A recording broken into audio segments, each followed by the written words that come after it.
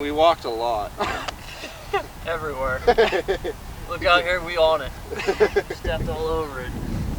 Previously on Half Cocked, my brother Garrett, our buddy Trig, and I all drew for Wyoming Pronghorn tags, so we head up from colorful Colorado into windswept Wyoming to see if we can't fill all 3 of our tags within 24 hours and fill the freezer. So far, Trig has managed to put on a great stalk, make an exceptional shot, achieve buck fever for the first time, and tag his first big game animal along with filling the freezer.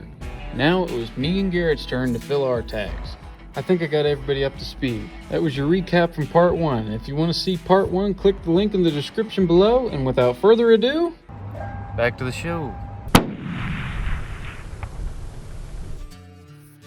We slept in the car for the second night in a row and figured we would get up early and get a jump on the day. It's morning number 2 and see if me and Garrett can fill our tags today. Unlike the prior morning when we were seeing pronghorn galore, this morning was not the case. Due to us and a barrage of other hunters the prior day, the local antelope herds were scattered, split up, and downright skeptic. Morale was starting to run low. With Garrett and I being the only 2 that hadn't filled our tags yet, we both agreed that if we could not find a successful buck for each of us, we would settle on does. Oh, here we go. You won't cross that water, Lou. No, that's the problem he's got to. He's got to cross the water and then go some. The majority of shootable bucks that we saw this morning were on private ground. However, we ran across a small chunk of public that I decided to go see if I could find anything on the other side of a hill. And this little guy pops up. Now you can probably tell by my demeanor that I was not very pleased. That was because I already had a preconceived idea that I was going to get to make a long suspenseful stalk on a trophy buck, which in the area we were hunting was a bit of out of the question. And at the time it was a bit of a beggars can't be choosers situation. But that's hunting. Sometimes things don't go the way you planned and you got to be thankful for what you got. I was happy that the buck didn't suffer. I was able to make a clean shot. Use your teeth. And I did so with our grandfather's rifle. We knew these pronghorn like to move around in the cool early morning air, so me and Garrett were trying to make a speedy process out of getting mine into the cooler. That's how you go to the grocery store, kids. This would give Garrett more time to be able to find a buck in our fast closing warm weather window with other hunters. Just after getting my buck processed up in the cooler, Garrett sees what appears to be a really decent buck way off in this meadow, and we decide to try and close the distance. In the process of closing the distance, me and Trig get caught on the other side of this snow fence, misjudge how long it is, and end up having to jump over it.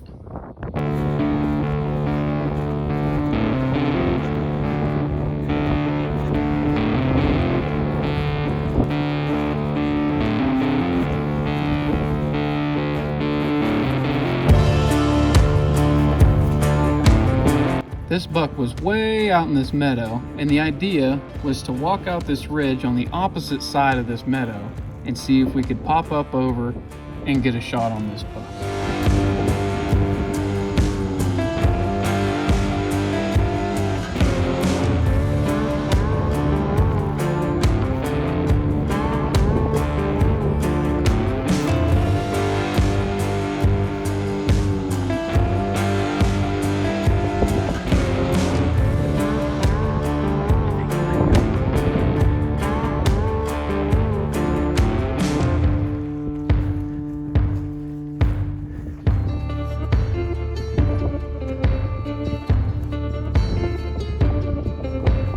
The buck was farther down the meadow than we expected, so we just had to walk a little bit farther.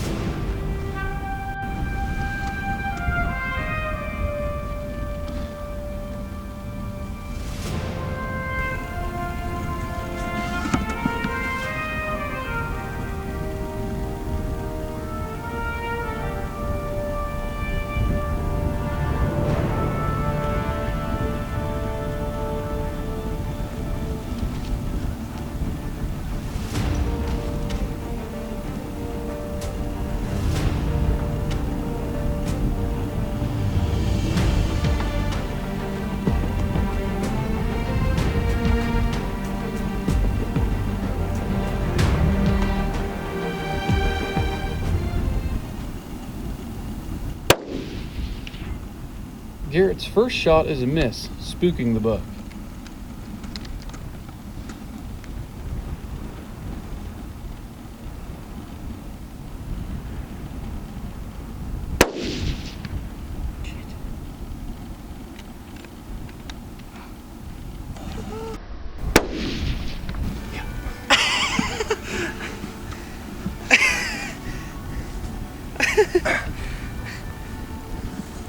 There we go. There's three. Three, count them, three. Well, there you go. A good old-fashioned 3 for 3. We set out on the task of seeing if we could fill our tags all within a 24-hour window, and we met our goal. For Trig and I to be able to harvest our first ever pronghorns with me and Garrett's grandpa's rifle was something special. And to share that experience with my brother made it all that more special. The meat from these pronghorn would provide food for us along with our families and friends well into the cold winter months ahead. And they would also provide us with stories we could tell late into our years. And for that, we are extremely grateful. Well, we did it. Ran up 2 days. Colin shot his. I had a nice stalk, and Garrett shot his at 300 yards. We did all three. The antelope hunting off. We were worried we were gonna shoot Yeah, we thought we almost might have to just shoot some does. We shot mine in the morning, and then ran around looking all over the place and couldn't get anything. And we wanted to get out of here. There's not much around. We're tired of Wyoming. Come on into you, sir. And now a word from our sponsors. Brought to you by Killing shit like killers. Vortex Optics. Who knows trigger sticks? Old ass game bag. Bringing too many knives. Bringing too many knives. Winchester. Dead down wings. Alkaline oil. Yeti. Copenhagen. Copenhagen. Kentucky Deluxe Whiskey. Oh! We gotta take a shot! Oh, Christ. Danner boots. Toyota. Wrangler jeans. Sitka. Coleman. Font. Toyota. Bojos. Need a pin. Hyper Top Rattle Strap. Killer Instincts. Coleman. Went up to Alaska real quick. Shot this bastard. Ooh. Different video. Canon cameras. Apple iPhone. Old Spice deodorant. Get the stink off you. What's that stink? It's not me. Old antelope smell. Burr spotting scope. Burris spotting scope.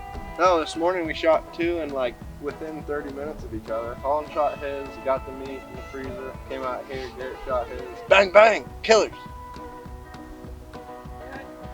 Colin, you ought to panda there. Tasty apple. Apples. Yummy. Apples. Brought to you by on your Angel soft toilet paper. No, I'm not gonna. my hand. Still my hand. I smell like you that. smell Colin's dumb. Yeah, we got a little bit of bloopers. I'm getting B-roll. I'm getting B-roll. Is that what they call this? Good.